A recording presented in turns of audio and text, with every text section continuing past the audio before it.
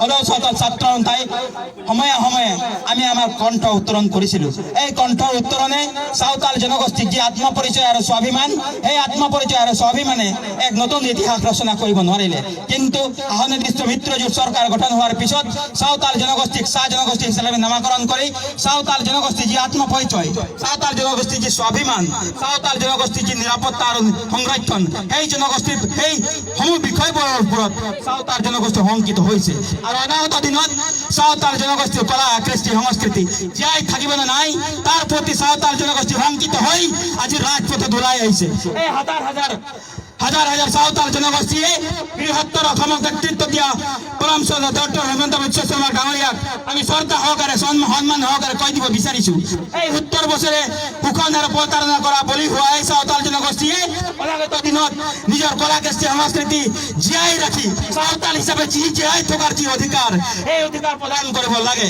আৰু সাঁওতাল জনগোষ্ঠীৰ এই অধিকাৰ বিচাৰি সাঁওতাল জনগোষ্ঠীয়ে আজি এক স্মাৰক পত্ৰ প্ৰদান কৰিবৰ বাবে যি অংগীকাৰবদ্ধ হৈছে, এই অংগীকাৰবদ্ধত সাঁওতাল জনগোষ্ঠীক অসম চৰকাৰে ভূ শোষণ কৰিলে, প্ৰতাৰণা কৰিলে, প্ৰবঞ্চনা কৰিলে।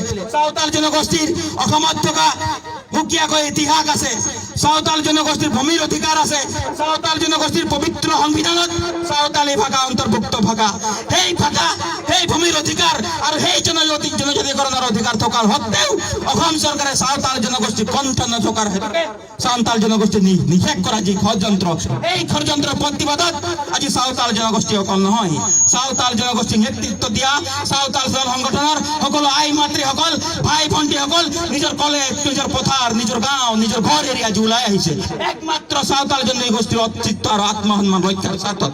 আৰু আমি আশা কৰোঁ যে এই সাঁওতাল অধ্যুষিত অঞ্চলত আজি কোকৰাঝাৰ উপায়ুক্ত মহোদয় ডাঙৰীয়া আজি আমাৰ ওচৰত আহিছে, মেজিষ্ট্ৰেট গগৈ ডাঙৰীয়াৰ যোগেদি আমি সদৌ সাঁওতাল ছাত্ৰ সন্থাই অসম চৰকাৰক বাৰ্তা দিব বিচাৰিছোঁ, আমাৰ এই কলা কৃষ্টি সংস্কৃতি, আমি এই পৰম্পৰা জীয়াই ৰাখিব বিচাৰিছোঁ।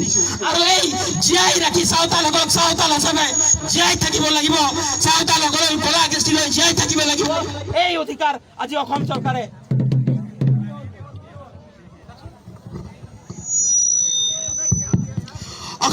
প্ৰদান কৰিব লাগিব। আপোনালোকে জানে যে সাঁওতাল জনগোষ্ঠীৰ কলা কৃষ্টি আছে, সংস্কৃতি আছে, তৎসত্ত্বেও অসম চৰকাৰে সাঁওতাল জনগোষ্ঠীক কিহৰ তাৰণাত এক বনিয়াৰ হাতত গোটাই দিব বিচাৰিছে।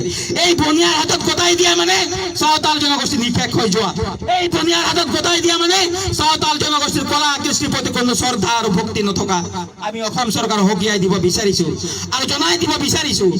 এই দৰিদ্ৰ নিৰ্যাতিত নিপীড়িত যি জনগোষ্ঠীক কাৰো অন্যায় নকৰে, যি জনগোষ্ঠী কাৰো বেয়া নকয়, সেই সহজ সৰল জনগোষ্ঠীয়ে আজি ৰাজপথত ওলাই আহিছে আৰু অসম চৰকাৰক ক'ব বিচাৰিছে আমাক সাঁওতাল হিচাপে জীয়াই থাকিব দিলক।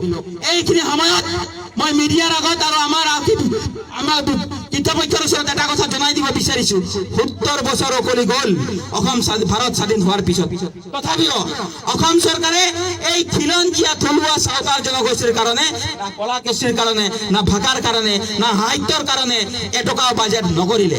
এই এটকা বাজেট নকৰা সত্ত্বেও আজি সাঁওতাল জনগোষ্ঠীয়ে নিজৰ কলা কৃষ্টি জীয়াই ৰাখিছে। কিহৰ কাৰণত? কাৰণ একমাত্ৰই কথা যে সাঁওতালসকলে সাঁওতাল হিচাপে জীয়াই থাকিব বিচাৰে, তাৰে তাৰণাত, তাৰে আশাত সাঁওতাল জনগোষ্ঠীয়ে এটকা চৰকাৰৰ বাজেট নোপোৱাকৈ সাঁওতাল জনগোষ্ঠীয়ে নিজৰ কলা কৃষ্টি বজাই ৰাখিছে। এইখিনি সময়ত সদৌ সাঁওতাল ছাত্ৰ সন্থাৰ কেন্দ্ৰীয় সমিতিৰ সাংগঠনিক সম্পাদক পৰম শ্ৰদ্ধা দুৰ্গা চৰণ ডাঙৰীয়াক আমি যিখন স্মাৰক পত্ৰ প্ৰদান কৰিম, সেই স্মাৰক পত্ৰখন পাঠ কৰি শুনাবৰ কাৰণে